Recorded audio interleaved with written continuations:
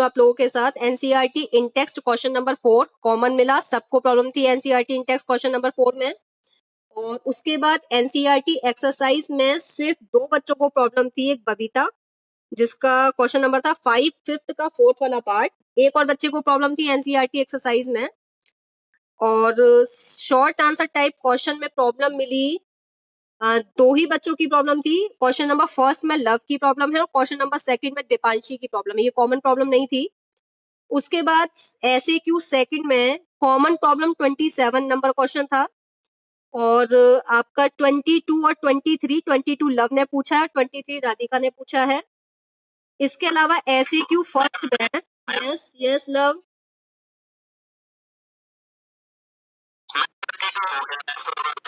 अच्छा ठीक है 22 हो गया सॉल्व, ठीक है। ऐसे क्यू फर्स्ट में क्वेश्चन पूछा है विशाल ने 15 नंबर, मैं डिस्कस कर दूंगी। और LYQ 33 क्वेश्चन सबका कॉमन था, तो ज्यादा क्वेश्चंस नहीं है, फटाफट से हम सॉल्व करते हैं इसे। तो देखते हैं क्वेश्चन नंबर 4th जो है आपके एनसीईआरटी इन टेक्स्ट, एनसीईआरटी इन टेक्स्ट क्वेश्चन नंबर 4, एनसीईआरटी इन टेक्स्ट क्वेश्चन नंबर 4 डिस्कस करते हैं। और क्वेश्चन नंबर 4 है आपका calculate the potential of hydrogen electrode in contact with a solution whose pH is 10। आपको क्या कैलकुलेट करना है, क्वेश्चन में आपको कैलकुलेट करना है potential of hydrogen, calculate potential of hydrogen, potential of hydrogen ये आपको कैलकुलेट करना है। और आपको बता रहा है कि क्वेश्चन में पीएच गिवन है, pH इज इक्वल टू 10, ये 2 चीजें आपको क्वेश्चन में गिवन है। अब पोटेंशियल पता करने के लिए सबसे बड़ी बात ये होती है कि आपको ये पता होना चाहिए कि किस टेम्परेचर पर रिएक्शन हुई है, और उस समय पर अगर हाइड्रोजन का पोटेंशियल हम पता कर रहे हैं तो हाइड्रोजन गैस बनी होगी और हाइड्रोजन गैस का प्रेशर कितना है। अगर क्वेश्चन में गिवन नहीं है तो हम स्टैंडर्ड कंडीशन मान सकते हैं, क्या मान सकते हैं, स्टैंडर्ड कंडीशन। तो स्टैंडर्ड कंडीशन में अगर मैं टेम्परेचर को कंसीडर करूं तो टेम्परेचर में क्या ले लूंगी, टेम्परेचर 298 केल्विन। और अगर कोई गैस इंक्लूड हो रही है तो मैं उसका प्रेशर ले सकती हूँ, प्रेशर 1 बार।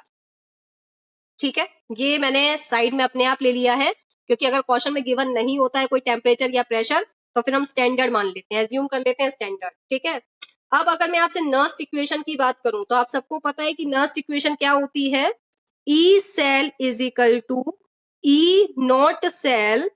टेम्परेचर अगर मैं 298 की बात करूं तो मैं सीधी इक्वेशन ले सकती हूँ -0.0591 divided bye n log base 10। अब यहां मुझे प्रोडक्ट की कंसंट्रेशन, रिएक्टेंट की कंसंट्रेशन को क्या लिखना है, एक बार फोकस कर लेते हैं, रिएक्शन देखते हैं। ई नॉट H पॉजिटिव से अगर मैं हाफ H2 बनाऊं और मुझे पता है कि इसका रिडक्शन पोटेंशियल स्टैंडर्ड कंडीशन में 0 वोल्ट होता है, ये मुझे पता है। तो रिडक्शन पोटेंशियल की टर्म्स में अगर मैं इसकी इक्वेशन लिखूं तो मैं क्या लिखूंगी, H पॉजिटिव ने 1 इलेक्ट्रॉन गेन किया होगा और क्या बना होगा, हाफ H2 गैस बनी होगी। ठीक है, ये जो गैस है H2 गैस, ये आपका प्रोडक्ट है और ये आपकी जो आयन है ये आपका रिएक्टेंट है। तो प्रोडक्ट की कंसंट्रेशन ऊपर, लेकिन प्रोडक्ट तो गैस है, तो हम क्या लिखेंगे, partial pressure of H2 divided by the concentration of H positive. हमने इक्वेशन बना ली, नेक्स्ट इक्वेशन। अब ई नॉट सेल, खाली हाइड्रोजन के इलेक्ट्रोड पोटेंशियल की बात करें तो हाइड्रोजन का electrode potential E not cell, ये तो स्टैंडर्ड है, उसकी वैल्यू मुझे पता है कि इसकी वैल्यू कितनी है, 0.0 वोल्ट। तो ई नॉट सेल की जगह मैं क्या लिखूंगी, E naught H positive gives you half H2 जिसकी वैल्यू मुझे 0.0 वोल्ट दे रखी है, तो पुट कर दो इक्वेशन में। तो ई नॉट सेल की वैल्यू हो गई 0 माइनस 0.0591। H पॉजिटिव से हाफ H2 बनने में कितने इलेक्ट्रॉन गेन हुए हैं, 1। तो मैंने n की वैल्यू क्या पुट कर दी, 1 log base 10 partial pressure of H2 gas is 1 बार। और मुझे भी कंसंट्रेशन H पॉजिटिव की नहीं पता कि कितनी कंसंट्रेशन H पॉजिटिव की क्वेश्चन में गिवन है, ये मुझे नहीं पता। लेकिन मैंने लास्ट ईयर एक चैप्टर पढ़ा था इक्विलिब्रियम, मैंने लास्ट ईयर एक चैप्टर पढ़ा था इक्विलिब्रियम, उसमें एक इक्वेशन थी कि pH is equal to minus log H positive. ये इक्वेशन इक्विलिब्रियम वाले चैप्टर में थी, और अगर आपको नहीं याद आ रही है तो आप इस इक्वेशन को अब याद कर लीजिए कि pH is equal to minus log H positive. ये इक्वेशन को आप याद कर लीजिए। वैसे ये इक्विलिब्रियम चैप्टर की है, और अगर आपने बिल्कुल पढ़ी नहीं है या आपको याद नहीं है तो आप इस इक्वेशन को याद कर लीजिए, क्योंकि कई बार कई चैप्टर्स में इस इक्वेशन को पुट करना पड़ जाएगा। तो pH is equal to minus log H positive. अब मुझे pH की वैल्यू कितनी बता रहा है, 10। 10 is equal to minus log H positive. Minus के साइन को इधर ले जाऊं तो ये हो जाएगा -10 is equal to log H positive. और अगर मैं लॉग को इधर ले जाऊं, यस, कहां से, यहां से। इसके बाद मैंने यहाँ पर इस नस्ट इक्वेशन में ई नॉट सेल की वैल्यू 0 रखी है, क्योंकि मुझे पता है हाइड्रोजन इलेक्ट्रोड का रिडक्शन पोटेंशियल 0 होता है, तो मैंने 0 पुट करी है। 0.0591 अपॉन 1 की वैल्यू मैंने यहाँ 1 क्यों रखा है, n की वैल्यू, क्योंकि H पॉजिटिव ने एक इलेक्ट्रॉन को गेन किया, तो रिएक्शन में इलेक्ट्रॉन कितने इन्वॉल्व हो रहे हैं, 1। लॉग बेस 10, प्रोडक्ट की कंसंट्रेशन ऊपर। अब प्रोडक्ट आपका गैस है, तो गैस के केस में आप पार्शियल प्रेशर रखते हैं, तो partial pressure of H2, partial pressure of H2 partial pressure कितना है आपका, 1। लेकिन इसके आगे क्या लगा हुआ है, हाफ, तो यहाँ पर आप इसकी पावर और आप कर दीजिए हाफ, 1 की power half, divided by reactant, concentration of reactant, and reactant is H positive, तो मैंने लिखा H पॉजिटिव। इसकी पावर हम 1 लिखें तो 1 लिखें ना लिखें एक ही बात है।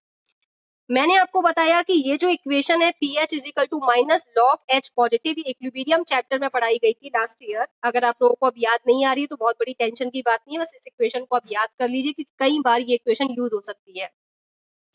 pH की वैल्यू मुझे क्वेश्चन में गिवन है 10 is equal to minus log H positive, minus side को मैं लेफ्ट हैंड साइड ले गई तो -10 is equal to log H positive. अब अगर मैं लॉग को इधर ले आऊं तो ये मेरा क्या बन जाएगा, या मैं इसको ऐसा लिख दूं, H positive is equal to anti log -10। अब 10 के आगे कोई नंबर ही नहीं है, मतलब एंटी लॉग जो निकलता है वो पॉइंट वाले नंबर्स के लिए निकलता है, इसमें पॉइंट वाला नंबर तो कोई है नहीं, और पॉइंट से आगे वाले नंबर को हम पावर की फॉर्म में ले जाते हैं।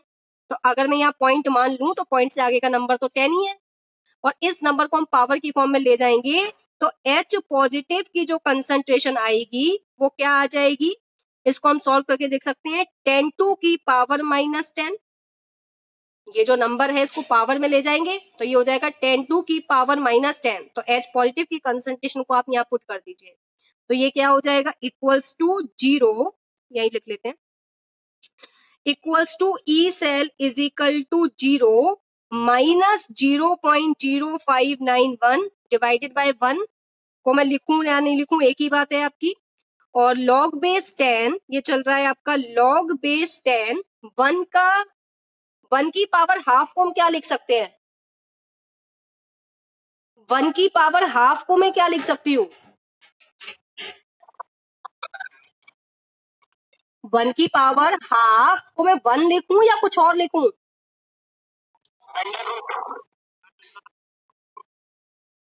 हेलो बेटा, 1 की पावर तो आप कुछ भी कर दो, आंसर क्या आएगा, ठीक है, धन्यवाद आपका। तो 1 की पावर में कुछ भी रखूं, आंसर आपका 1 आएगा, और H पॉजिटिव की कंसंट्रेशन को मैंने पुट कर दिया 10 की पावर -10, ठीक है। आगे सॉल्व करिएगा, इक्वल्स टू 0 माइनस 0.591।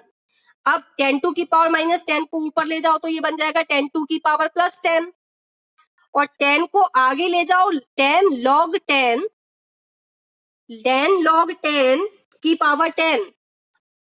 इसको मैं क्या लिख सकती हूँ, इसको मैं लिख सकती हूँ 10 log बेस 10 की पावर 10, ऐसा लिख सकती हूँ इसे।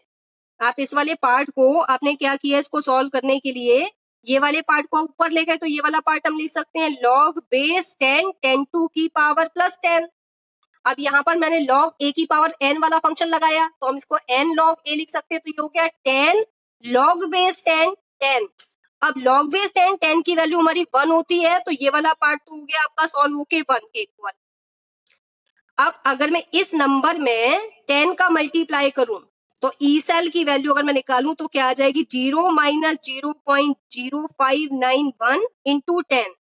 तो फटाफट से कैलकुलेट करके बताओ कि आपके पास ई सेल की वैल्यू क्या आ रही है, फटाफट से कैलकुलेट कर दो।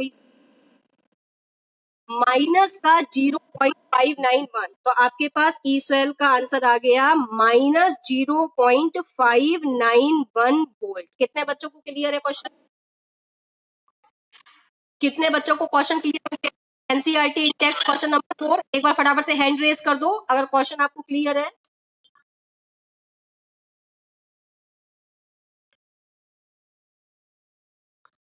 ओनली 20 स्टूडेंट्स, 21 स्टूडेंट्स, 22, 23, किसको क्लियर नहीं हुआ? ललित, ललित, अच्छा हाथ ही खराब हो गया तो कोई प्रॉब्लम नहीं है, ठीक है। कौशलेंद्र, ठीक है। ललित वैसे क्लियर है ना? ठीक है। अब एनसीईआरटी इंटेक्स का क्वेश्चन नंबर 4 में आपके साथ डिस्कस कर चुकी हूँ। नेक्स्ट क्वेश्चन कुछ बच्चों ने मुझे रेयरली बोला है, question number 6 of NCERT intext. किसको प्रॉब्लम है एनसीईआरटी इंटेक्स के क्वेश्चन नंबर 6 में? क्वेश्चन नंबर 6 में किसको प्रॉब्लम है NCERT intext question number 6? Babita, any other? Vyom आपको भी प्रॉब्लम है? व्योम आपको भी प्रॉब्लम है?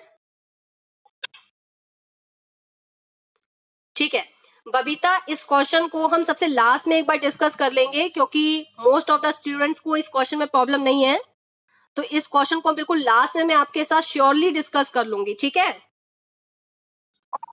ठीक है। Next question NCERT exercise question number 5 का पार्ट नंबर 4। किस किस किस को प्रॉब्लम है इसमें? इसमें भी मुझे 2 ही बच्चों ने प्रॉब्लम है। यस, किसको प्रॉब्लम है? नकुल एंड बबीता। बबीता एक आपको प्रॉब्लम है और एक नकुल आपको प्रॉब्लम है बेटा, ठीक है? इसकी रिएक्शन में ठीक है एक बार देख लेते हैं, ठीक है?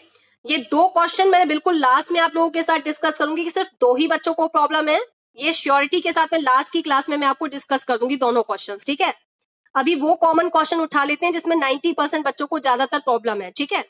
नेक्स्ट क्वेश्चन में डिस्कस कर रही हूँ short answer type question. Short answer type question में छोटे छोटे से 2 क्वेश्चन हैं, इनको मैं डिस्कस कर रही हूँ। लव, आपने मुझसे क्वेश्चन नंबर 1 पूछा है शॉर्ट आंसर टाइप क्वेश्चन का, can absolute electrode potential of N electrode be measured? Absolute electrode potential से मतलब है कि क्या आप हाफ सेल का इलेक्ट्रोड पोटेंशियल अकेले पता कर सकते हैं? जैसे आप देखते हैं इलेक्ट्रोकेमिकल सेल में 2 सेल होती हैं जो आपस में जुड़ी होती हैं सॉल्ट ब्रिज से, एक होती है ऑक्सीडेशन हाफ सेल, एक होती है रिडक्शन हाफ सेल। तो जो ऑक्सीडेशन हाफ सेल है, क्या आप उसका इलेक्ट्रोड पोटेंशियल पता कर सकते हो अकेले? सिंगल फॉर्म में क्या आप उसका इलेक्ट्रोड पोटेंशियल पता कर सकते हो? नहीं पता कर सकते। आप किसके साथ कनेक्ट करके पता कर सकते हो? रेफरेंस इलेक्ट्रोड सी के साथ कनेक्ट करके पता कर सकते हो, लेकिन अकेले पता नहीं कर सकते। तो उसने पूछा है क्वेश्चन, क्या आप पता कर सकते हो absolute electrode potential of N electrode? तो आंसर होना चाहिए नो। Love, clear? ठीक है, अब क्लियर है, ठीक है। नेक्स्ट क्वेश्चन सेकेंड, ये मुझसे पूछा है दीपांशी ने। दीपांशी, क्वेश्चन है कैन ई नॉट सेल और delta G not for cell reaction ever be equals to 0? Question number जो सेकेंड है इसको एक बार समझ लो, हो सकता है कुछ बच्चे कंफ्यूज हो। SAT का सेकेंड नंबर क्वेश्चन है, आपसे पूछ रहा है क्या E not cell and delta G naught कभी 0 हो सकते हैं? कैन ई नॉट सेल और delta G naught cell for cell reaction ever be equal to 0? Focus करना। एक इक्वेशन थी delta G naught equals to minus NF E naught cell, ठीक है? अब अगर आप इस पर फोकस करो तो इस वाली रिएक्शन में अगर मैं आपसे ई नॉट सेल की वैल्यू, अगर मैं आपके साथ ई नॉट सेल की वैल्यू पॉजिटिव में आती है तो हम कहते हैं रिएक्शन स्पॉन्टेनियस है। ई नॉट सेल की वैल्यू जब पॉजिटिव आती है तो हम कहते हैं रिएक्शन स्पॉन्टेनियस है, और डेल्टा जी की वैल्यू जब नेगेटिव आती है तो हम कहते हैं रिएक्शन स्पॉन्टेनियस है। ठीक है, अब ई नॉट सेल की वैल्यू कभी भी जीरो नहीं होती, सिर्फ कंसंट्रेशन सेल में ई नॉट सेल की वैल्यू जीरो होती है, सिर्फ कंसंट्रेशन सेल में ई नॉट सेल की वैल्यू जीरो होती है, बाकी कहीं पर भी ई नॉट सेल की वैल्यू जीरो नहीं होती। इक्विलिब्रियम के केस में भी ई नॉट सेल की वैल्यू जीरो नहीं होती, ई सेल की वैल्यू जीरो होती है।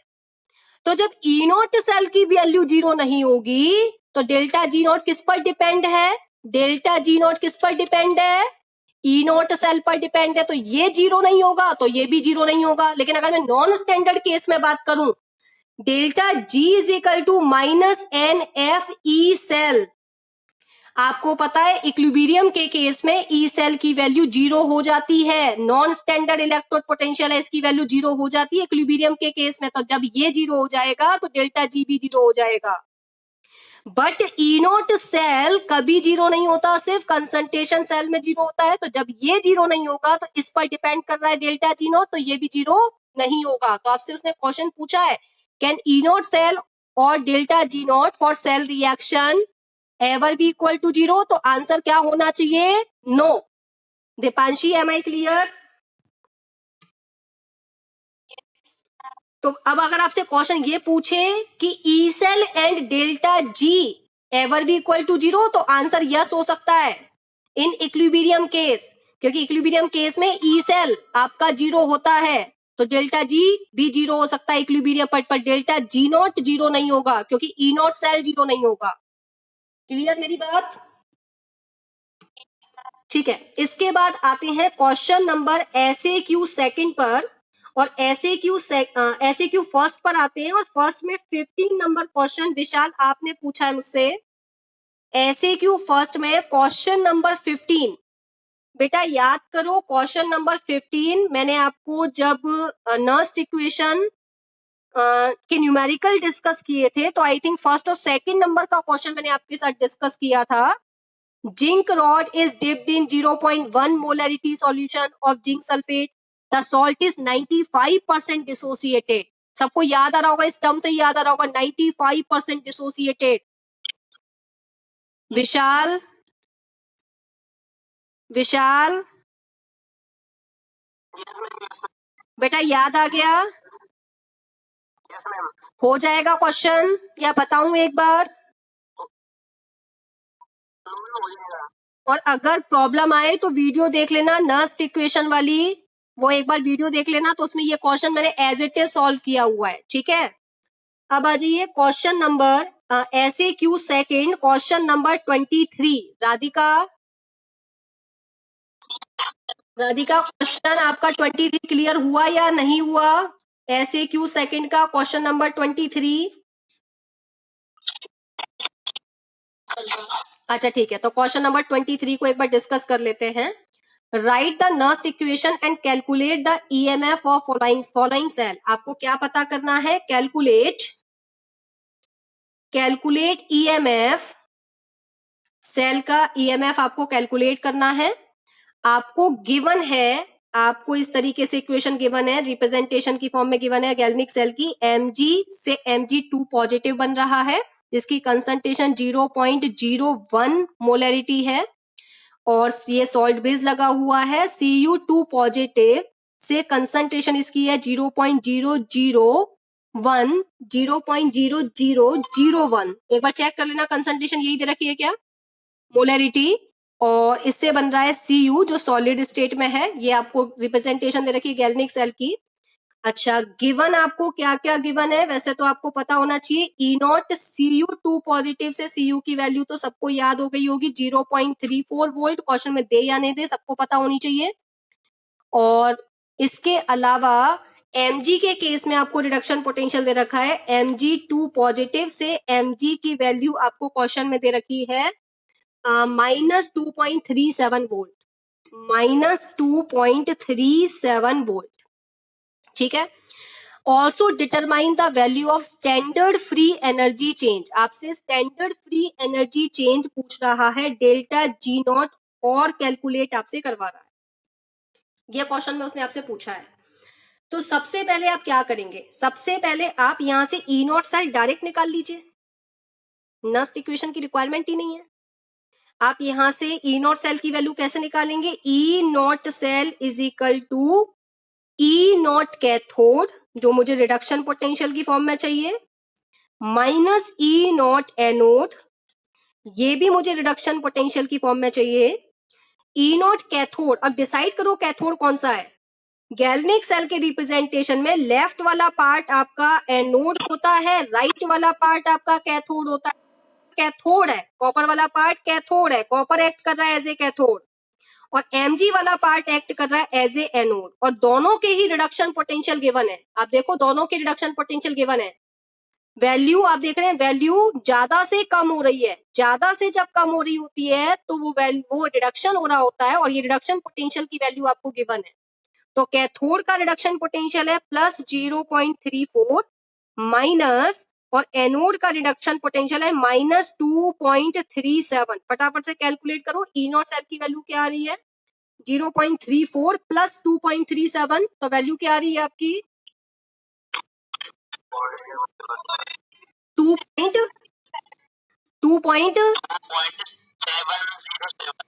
2.707। अच्छा एक सेकेंड, इसको अगर 0.337 रखना, क्योंकि क्वेश्चन में उसे 0.337 दे रखी है।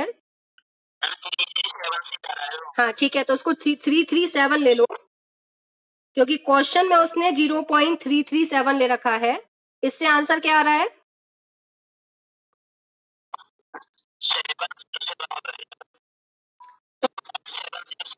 2.707। ये आपके पास में ई नॉट सेल की वैल्यू आ रही है। राधिका यही आ रही थी क्या आपकी, राधिका?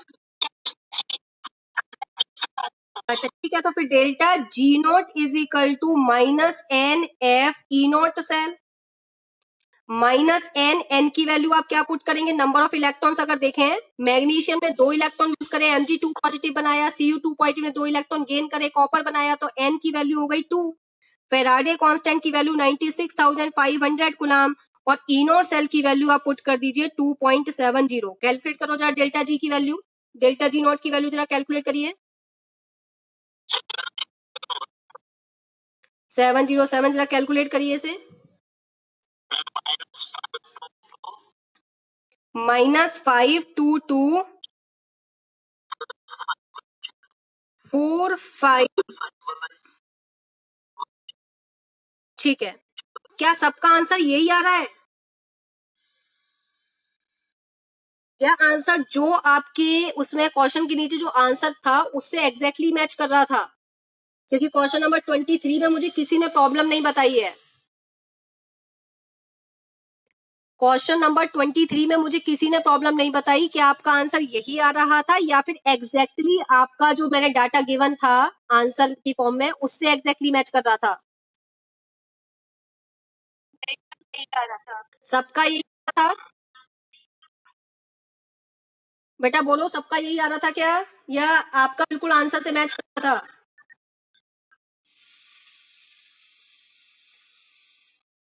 बेटा कोई तो बोलो, कोई तो इनिशिएटिव लो। बिल्कुल ये पता था, ठीक है राधिका, राधिका आंसर की में यहाँ प्रॉब्लम है, ये आंसर एग्जैक्ट है, अगर आपका यही आ रहा था तो क्वेश्चन में कोई दिक्कत नहीं है, वहां आंसर में जो मैंने आंसर आपको प्रोवाइड किए हुए हैं उसमें गलती है, ठीक है, ठीक है। क्वेश्चन नंबर 23 हो चुका है, 22 लव को आ चुका है। अब ऐसे क्यू सेकंड का 27 में डिस्कस कर रही हूँ, उसमें एक बार आप लोग जरा देखिए अपनी कॉपी में, जहां आपने क्वेश्चन नंबर 27 सॉल्व किया है, क्या आपका आंसर 0.60775 आ रहा है? क्वेश्चन नंबर 27 का आंसर क्या आपका ये आ रहा है 0.60775?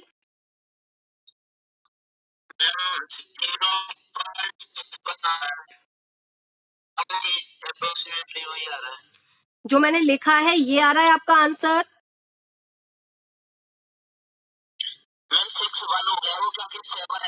ठीक है, मैंने पूरा, हाँ ठीक है, 0.61, कितने बच्चों का आंसर यही आ रहा है? 0.61 या 0.60775? एक बार फटाफट से हैंड रेज कर दीजिए कि कितने बच्चों का आंसर ये आ रहा है। आप लोगों ने सॉल्व किया होगा, फटाफट से कॉपी में नजर मार लीजिए और देखिए कि क्या आपका आंसर ये आ रहा है या डिफरेंट आ रहा है। 16 स्टूडेंट ने मुझे अभी बताया है, इन्फॉर्म किया है। 17, 18, यस नेक्स्ट। बाकी सबका ये नहीं आ रहा है। 19 स्टूडेंट्स का आंसर यही आ रहा है। ओके, किस किस का ये आंसर नहीं आ रहा है? नकुल, गुण, अच्छा नकुल, शिप्रा, शिप्रा,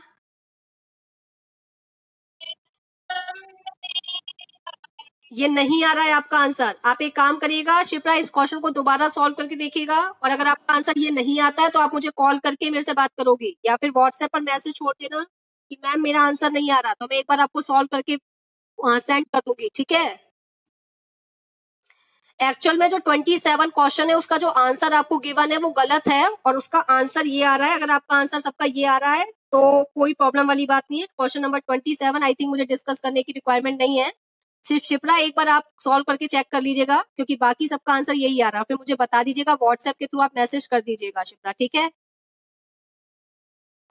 ठीक है, अब क्वेश्चन हमारा जो लास्ट रह गया है वो है LYQ question 33। LYQ question number 33 के दो पार्ट है, पार्ट नंबर ए और पार्ट नंबर बी। जो पार्ट नंबर ए है उसमें आपसे पूछ रहा है calculate E not cell for the following reaction at 298 kelvin. आपको जो क्वेश्चन है आपका LYQ क्वेश्चन नंबर 33। इसमें आपको गिवन है ई नॉट सेल कैलकुलेट करना है। Calculate E not cell at 298 kelvin पर। डाटा आपको गिवन है, एक रिएक्शन गिवन है 2Al जो सॉलिड स्टेट में है प्लस 3Cu2 पॉजिटिव। ये आपको इसकी कंसंट्रेशन भी बता रहा है 0.01 molarity gives you 2Al3 positive. 2Al3 positive, इसकी कंसंट्रेशन भी 0.01 मोलरिटी बता रहा है प्लस 3Cu। ये रिएक्शन आपको गिवन है, ठीक है। अब यहां पर आपसे पूछ रहा है, गिवन आपको क्या गिवन है? आपको गिवन है ई सेल की वैल्यू। ई सेल आपको गिवन है 1.98 वोल्ट, और आपसे पूछ रहा है ई नॉट सेल की वैल्यू आप कैलकुलेट करके बताइए। तो आपको नस्ट इक्वेशन लगानी है। नस्ट इक्वेशन थी आपकी E cell is equal to E not cell. 298 kelvin की बात कर रहा है तो हम डायरेक्ट ले लेते हैं 0.0591 डिवाइडेड बाय एन। एन की वैल्यू अभी मैं आप लोगों से पूछ रही हूँ, log base 10 concentration of product divided by concentration of reactant. अब कंसंट्रेशन ऑफ प्रोडक्ट आपका क्या क्या है? Al3 पॉजिटिव आयन और Cu कॉपर सॉलिड स्टेट में, जिसकी कंसंट्रेशन यूनिटी हो जाएगी। तो हम ऊपर क्या रखेंगे? Concentration of Al3 positive divided by reactant आपका है Cu2 पॉजिटिव आयन की कंसंट्रेशन, क्योंकि एल्यूमिनियम सॉलिड स्टेट में जिसकी कंसंट्रेशन को हम यूनिटी मानते हैं, तो नीचे हमने ले लिया Cu2 पॉजिटिव की पावर 3 और Al3 पॉजिटिव की पावर को मैंने ले लिया 2, ठीक है। अब E cell is equal to E not cell minus 0.0591 divided by N की वैल्यू जरा सोच के बताओ। एन की वैल्यू मुझे क्या रखनी चाहिए? 6। जिसको क्लियर नहीं है एन की वैल्यू 6 कैसे आई वो एक बार देख लीजिएगा। एक एल्यूमिनियम ने 3 इलेक्ट्रॉन को लूज किया है, तो 2 एल्यूमिनियम कितने इलेक्ट्रॉन लूज करेंगे? 6। एक कॉपर आयन ने 2 इलेक्ट्रॉन को गेन किया है, तो 3 कॉपर आयन कितने इलेक्ट्रॉन्स गेन करेंगे? 6। तो यहां पर एन की वैल्यू जो हो जाएगी वो हो जाएगी आपकी 6। लॉग बेस 10 एल्यूमिनियम आयन की कंसंट्रेशन बता रहा है 0.01 का स्क्वायर और कॉपर की कंसंट्रेशन है 0.01 का क्यूब। ठीक है, यस मैम, जो प्योर सॉलिड है उसकी कंसंट्रेशन 1 होती है, 1 होती है, उससे मल्टीप्लाई भी तो करेंगे, उसका स्क्वायर भी तो। अच्छा ठीक, ललित कोई प्रॉब्लम क्या? ठीक है, चलिए, तो ई सेल की वैल्यू मुझे क्वेश्चन में बता रहा है 1.98 is equal to E not cell minus 0.0591 divided by 6 log base 10। अब यहां से मैंने क्या किया, 0.01 के स्क्वायर से अगर मैं इसको लिख दूं 0.01 का स्क्वायर इंटू 0.01, तो ये वाला पार्ट आ जाएगा 1/0.01, जिसको मैं लिख सकती हूँ 10 की पावर -2। कोई प्रॉब्लम बेटा? इसको मैंने लिखा 0.01 को का क्यूब दे रखा है, मैंने इसको लिखा 0.01 का स्क्वायर इंटू 0.01, तो 0.01 के स्क्वायर से 0.01 का स्क्वायर कट गया तो बचा 1/0.01 और 0.01 को मैंने लिख दिया 10 की पावर -2। जब ये 10 की पावर -2 ऊपर जाएगा तो ये हो जाएगा आपका 10 की पावर +2। तो इस वाले पार्ट को मैं क्या लिख सकती हूँ, 10 की पावर +2। इसको आप और सॉल्व करिए तो क्या हो जाएगा, 2 log बेस 10 2 log बेस 10 10 और log बेस 10 की वैल्यू आपको पता है 1। ठीक है, तो ये वाला पूरा पार्ट आपके पास सॉल्व होकर आ गया, ये वैल्यू आपके पास आ गई 2 सॉल्व होकर। अब यहां से 1.98 is equal to E not cell minus 0.0591 divided by 6 into 2। फटाफट से जरा सॉल्व करके बताओ, इस वाले पार्ट को अगर मैं इधर ले जाऊं तो ये हो जाएगा 1.98 minus 0.0591 divided by 6 into 2 is equal to आपका ई नॉट, हाँ sorry sorry sorry sorry, is equal to E not cell. Calculate करके बताइए फटाफट से।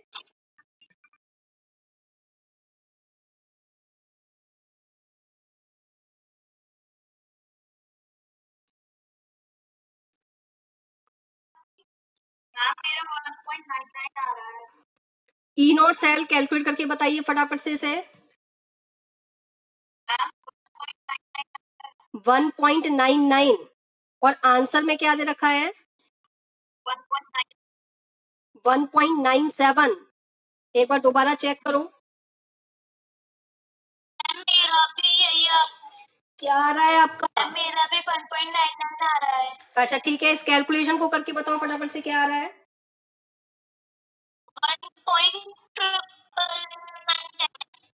1.997। ये कैलकुलेशन 1.997 आ रही है।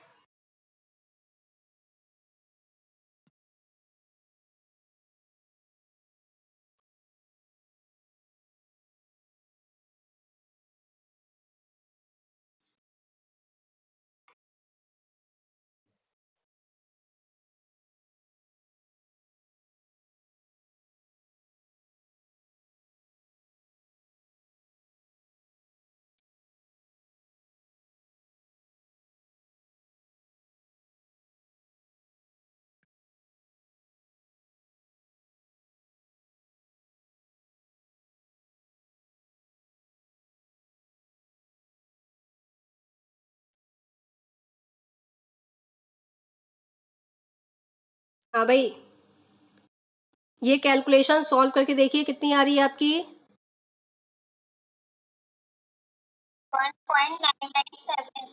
1.997।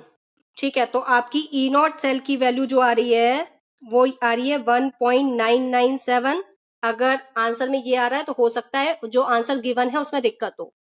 1.997 में हो सकता है टाइपिंग में वो 9 मिस हो गया हो, तो आप लोग इसे सही कर लीजिए, कोई इशू वाली बात नहीं है। क्लियर है, सबका यही आ रहा है 1.997।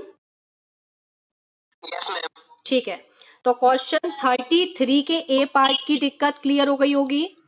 अब डिस्कस कर रही हूँ 33 का बी पार्ट, और 33 का जो बी पार्ट है, फोकस करना 33 के बी पार्ट पर थोड़ा ध्यान से।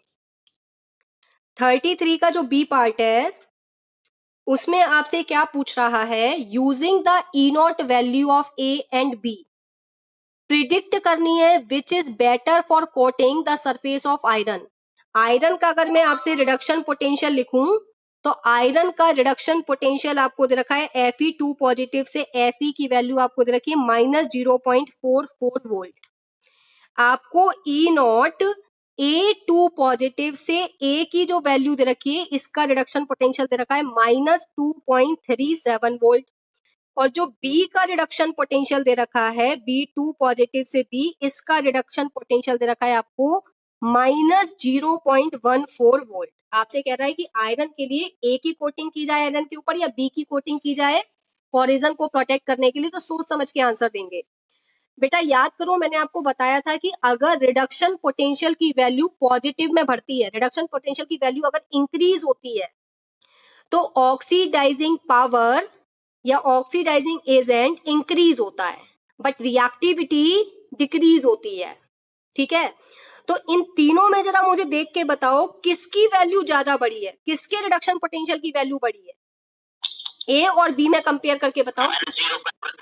-0.14 मतलब इसका रिडक्शन पोटेंशियल की वैल्यू इन दोनों के कंपैरिजन में इसकी बड़ी है, मतलब ये लेस रिएक्टिव है, मतलब ये लेस रिएक्टिव है। अगर बी की कोटिंग की जाए आयरन के ऊपर, अगर आयरन के ऊपर बी की कोटिंग की जाए तो आयरन कोरोजन से क्या हो जाएगा, प्रोटेक्ट हो जाएगा। पॉइंट क्लियर है?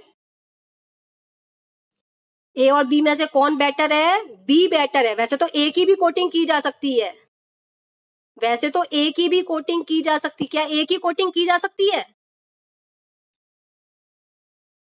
मैंने लाइन गलत बोली है या सही बोली है? क्या ए की कोटिंग की जा सकती है?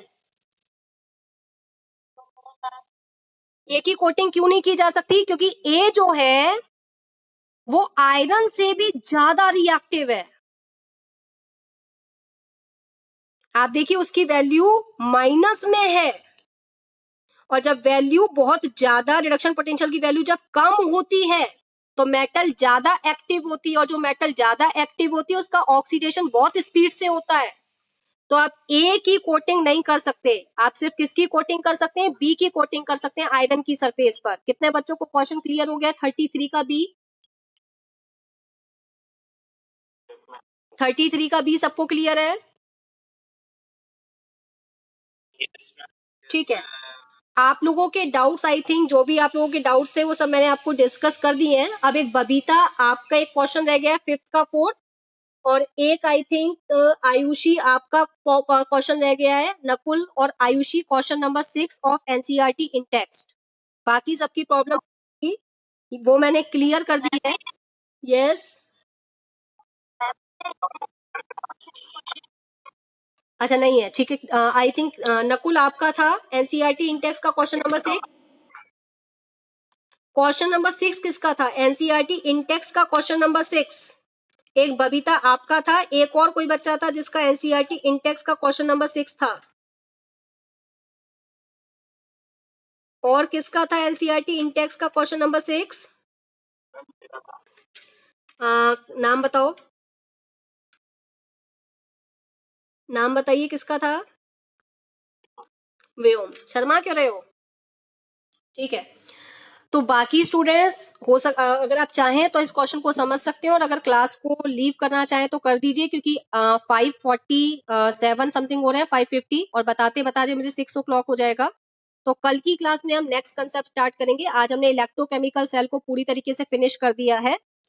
कल की क्लास में हम स्टार्ट करेंगे इलेक्ट्रोलाइटिक सेल, फिर हम पूरा इलेक्ट्रोलाइटिक सेल को कंप्लीट करेंगे, और फिर हम बात करेंगे नेक्स्ट टॉपिक का इलेक्ट्रोलाइटिक कंडक्शन, इस टॉपिक पे बात करेंगे। तो कल की क्लास में इलेक्ट्रोलाइटिक सेल को हम डिस्कस करेंगे। कल की क्लास इंपॉर्टेंट